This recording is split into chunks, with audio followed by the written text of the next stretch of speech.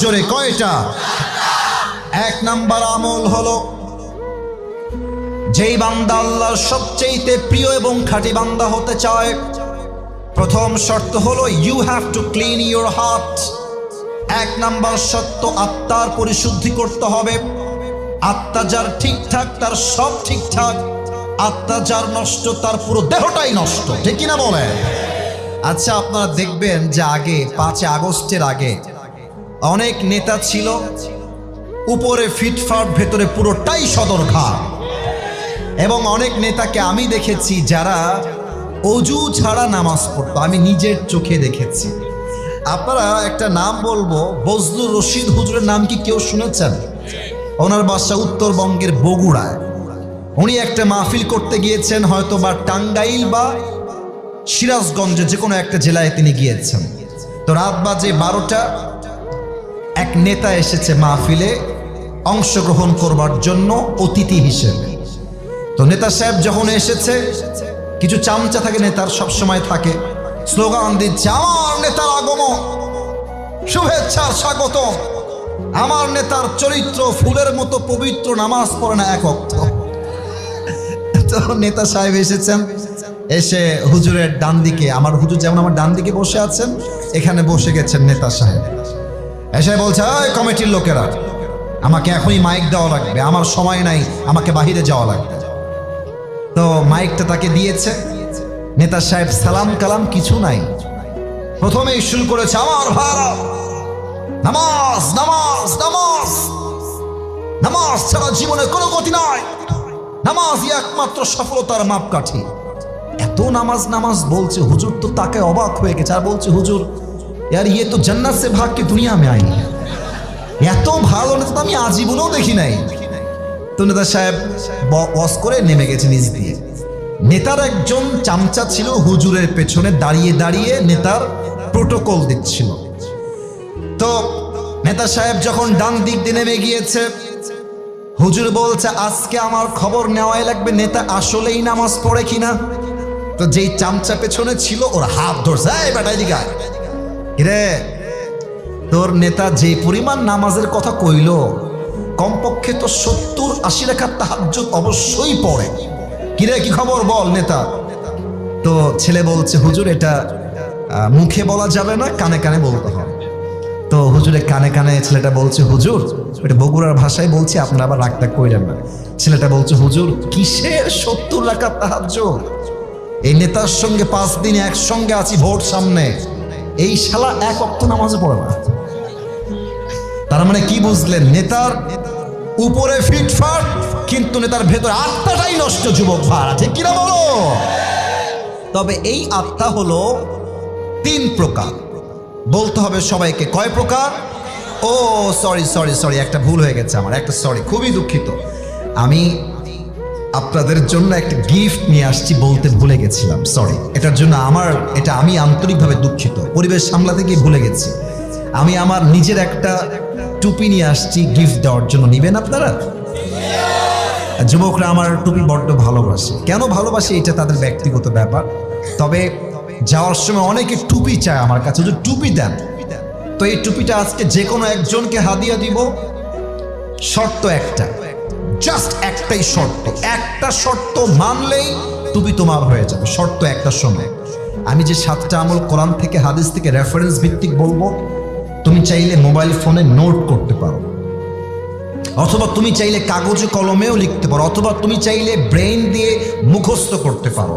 আমি শেষে গিয়ে বলবো 7টা আমল কে বলতে পারবে, দাঁড়িয়ে যাবা, বলে দিবা, এই টুপি আমি আসিফ হুজুর তোমাকে পড়ায় দিব। আর একটা কথা, এটা কিন্তু কোনো নর্মাল দোকানের টুপি না, না এটা ভাব নিচ্ছি না, অহংকার না, এটা আমি নিজে আমার নিজের জন্য অর্ডার দিয়ে পাকিস্তানের কোম্পানি থেকে নিজে নিয়ে আসছি, পাকিস্তান থেকে অর্ডার দিয়ে। দাম অনেক বেশি, দাম বলা উদ্দেশ্য নয়, হাদিয়া দাম কম হোক কিংবা বেশি হোক, হাদিয়ার মান অলওয়েজ হায়ার লেভেলের, ঠিক আছে কিনা বলো? তো এই টুপিটা যে কোনো একজনকে দিব। 7টা আমলের কথা শুরু হয়েছে, কেউ যেন ডান বাম না হয়, সবাই তাকবীর দেন, নারে তাকবীর। এই আত্মা হলো মোট 3 প্রকার। 1 নাম্বার হলো সুস্থ আত্মা, 2 নাম্বার অসুস্থ আত্মা, 3 নাম্বার হলো মৃত আত্মা। সুস্থ আত্মা কাকে বলে? সারসার ভাইরা দিল দিয়ে শুনবেন। যেই মনে অহংকার নাই, হিংসা নাই, বিদ্বেষ নাই, এটা হলো সুস্থ আত্মা। অসুস্থ আত্মা কাকে বলে? বোঝার জন্য একটা এক্সাম্পল দিব, উদাহরণ দিব, মন দিয়ে শোনেন। আমরা যেই সালে আছি এটা হচ্ছে 2025 সাল। মুরব্বীরা আমার কথা খুব ভালো বুঝবেন, আমার মায়েরা কথাটা ভালো বুঝবেন যুবকদের চাইতে। এই পয়েন্টে 1925 সাল যখন ছিল, আগের 50 বছর 100 বছর আগের কথা। এখন তো যশোর এত উন্নত, মেডিকেল, হসপিটাল, ক্লিনিক কোনো অভাব নাই। 100 বছর আগে কি এরকম ক্লিনিক, মেডিকেল, হসপিটাল ছিল যশোরের ভাইয়েরা? ছিল না। তখন ছিল কি? কবিরাজ, ওঝা বা আমরা বলি হাকিম, এটাই ছিল তৎকালীন সময়। এই যে কান্টুপিওয়ালা, এই ছেলে কই যাও? তো কি করতে আসছো মাহফিলে বেটা? এই যশোরের ছেলে আমরা, ভালোবাসতেও যাই, ধমক দিতেও আমরা জানি, ঠিক কিনা বলে? ও আমার চোখে পড়ে গেছে। খবরদার সাহস করবেন না। 12টা পর্যন্ত সময় নিয়েছি, টাইম আপ করব না। আমার রুলস দেওয়া আছে কমিটিকে, 1 ঘন্টার বেশি ওয়াজ আমি করি না। কারণ হচ্ছে ফজর নামাজটা মিস হয়ে যায়। আমি এসেছি 10:45-এ। মেহেরবানি করে আমাকে 12টা পর্যন্ত সময় না দিয়ে একটা মুরব্বী, একটা যুবক মাঠ ছাড়তে পারবে না, ঠিক কিনা বলে? তখনকার যুগে যদি সাপে কেউ কাটা খেত, সাপের কামড়, তো সে ওঝার কাছে আসতো, এসে বলতো, স্যার আমার হাতে তো সাপে কেটে দিয়েছে, চিকিৎসা দরকার আমার। তো ওঝা কি করতেন? আমার হাতে পিরিজ দেখা যায়, কথা বলতে হবে, দেখা যায়। ওঝা একটা ফ্রিজ নিয়ে আসতেন, ফ্রিজের একদিকে মরিচ রাখতেন, মরিচ বাটা, আর একদিকে লবণ বাটা রাখতেন। বলতেন, এই যুবক এদিকে আসো, তোমার জিহ্বাটা বের করো। যুবকটা জিহ্বা বের করতো। ওঝা এখান থেকে মরিচটা নিয়ে তার জিহ্বায় দিত আর বলতো, এই সাপে কাটা যুবক, তোমার মরিচের ঝাল কেমন লাগে বলো।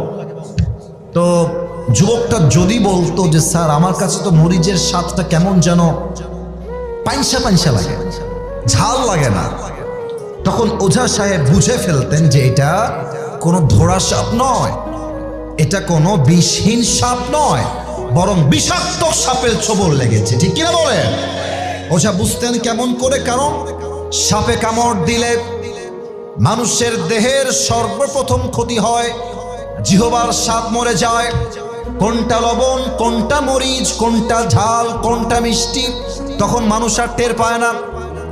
আল্লাহর হাবিব বলেছেন, মানুষের জীবনে সাপের চাইতে বিষাক্ত জিনিস হলো শয়তান। সাপের কামড় খেলে মানুষের যেমন জিহ্বার স্বাদ নষ্ট হয়ে যায়, শয়তানের ওয়াসওয়াসায় পড়লে মানুষের ঈমানের স্বাদ নষ্ট হয়ে যায়। তখন বোরকা পড়তেও ভাল লাগে, পার্কে গিয়ে প্রেম করতেও ভাল লাগে, তখন মুরব্বী আব্বাজানদের দাড়ি রাখতেও ভাল লাগে, মসজিদের সভাপতি হইতেও ভাল লাগে, আবার সুদের টাকা খাইতেও ভাল লাগে। হ্যাঁ, অসুস্থ দিন, ভালো কোনটা খারাপ কোনটা আর টের পায় না, ঈমানের স্বাদ নষ্ট হয়ে যায়। 2 নাম্বার অসুস্থ আত্মা। 3 নাম্বার আরো বড় মারাত্মক। আমি তো বলি যে যদি আপনি আমার পুরো ওয়াজটাকে ভাগ করেন পার্সেন্ট দিয়ে, এখন যেইটা বলবো এটা পুরো ওয়াজের 50% পুরো ওয়াজের। 3 নাম্বার হলো মৃত আত্মা। মৃত আত্মা কারা? আল্লাহ বলছেন কোরআনে, আমার ভুল বলার কোনো অপশন নাই, আল্লাহ বলছেন মৃত আত্মা যাদের আত্মা, আল্লাহ বলছেন উলাইকা কাল আনআম বাল হুম আদাল, এরা হচ্ছে চতুষ্পদ জন্তুর মতো। আল্লাহ এটাই বলে ক্ষান্ত হন নাই, আল্লাহ বলছেন বাল হুম আদাল, এই মৃত আত্মার মানুষগুলো কুকুরের চাইতে নিকৃষ্ট। এই কলিজার ভাড়া, আচ্ছা বলেন তো পৃথিবীতে সৃষ্টির সেরা জীব কারা? মাশাআল্লাহ, রাইট আনসার। বলেন সবাই কারা? মানুষ। আমি যখন এখানে আলেম ওলামা আছেন, খতিব সাহেব আছেন, এটা আমি বলতে লজ্জা পাচ্ছি না, আমি যখন এই আয়াতের তর্জমা পড়ি, আমি তাফসীরের কিছুই বুঝে আসে নাই, আমার ক্লাসেও বুঝে আসে নাই, পরবর্তী সময় আমার জিনিসটা বুঝে আসে নাই যে আসলে মানুষ কুকুরের চাইতে খারাপ কেমনে হইল, এটা তো আশরাফুল মাখলুকাত। একদিন ঢাকার কুমিল্লায় প্রোগ্রাম ছিল, ঢাকার গাজীপুর হয়ে আমি কুমিল্লায় যাচ্ছিলাম, ঢাকা পার হবো আর কি, গাজীপুরে আমি ছিলাম। তো মোবাইলটা খুলে ইউটিউবে গেলাম যে একটু ওয়াজ শুনি, টাইমের মূল্যায়ন করার চেষ্টা করি। তো ঢুকেই দেখছি প্রথমেই ময়মনসিংহে আল্লামা দেলোয়ার হোসেন সাইদি হুজুরের ওয়াজ, একটা ক্যাপশন সহ আমার সামনে একটা ওয়াজ আসছে। আমি অন করলাম, অন করেই দেখলাম যে হুজুর সেই দিন এই আয়াতের ব্যাখ্যা করছে যে মানুষ কুকুরের চাইতে খারাপ কেন। আমি শুনে এত সুন্দর ব্যাখ্যা উনি দিয়েছেন, আমার পুরো আয়াতের ব্যাখ্যা স্পষ্ট হয়ে গেছে। আচ্ছা দেখেন, এখন মনে করেন যে রাত বাজে 11:40, 12টার পর যখন মাহফিল থেকে বাসায় যাবেন, এই রাস্তায় কিছু রাত্রেবেলা 1টার সময় 2টার সময় কুকুর থাকে না যশোরের ভাইরা? একা গেলে বুঝবেন যে বাস কারে কয়। হ্যাঁ, 10 জন গেলে বুঝে আসবেন। এই বাসটা আমি আমার জীবনে বহুবার খেয়েছি, তো তাই এটা আমি জানি। সেদিন আমার মাহফিল ছিল উত্তরবঙ্গের নওগাঁ জেলায়, নাম তো শুনেছেন তাই না, নওগাঁ। তো মাহফিল করে বাসায় আসলাম, তো ড্রাইভার সাহেব বলছে, হুজুর আজকে খুব ক্লান্ত হয়ে গেছি, আপনাকে আর আগায় দিব না, আমি চলে গেলাম, আপনি বাসায় উঠে যান ফ্ল্যাটে। মানে কপাল খারাপ হইলে যা হয়। তা আমার দারোয়ান সেই দিন সেই মরার ঘুম দিয়েছে। আমি ড্রাইভার সাহেবকে বিদায় দিয়েছি, টাটা বাই বাই আল্লাহ হাফেজ, এদিকে দারোয়ান ঘুম থেকে উঠে না। দারোয়ান সাহেব ওঠে, হ্যাঁ দুনিয়াতেই নাই।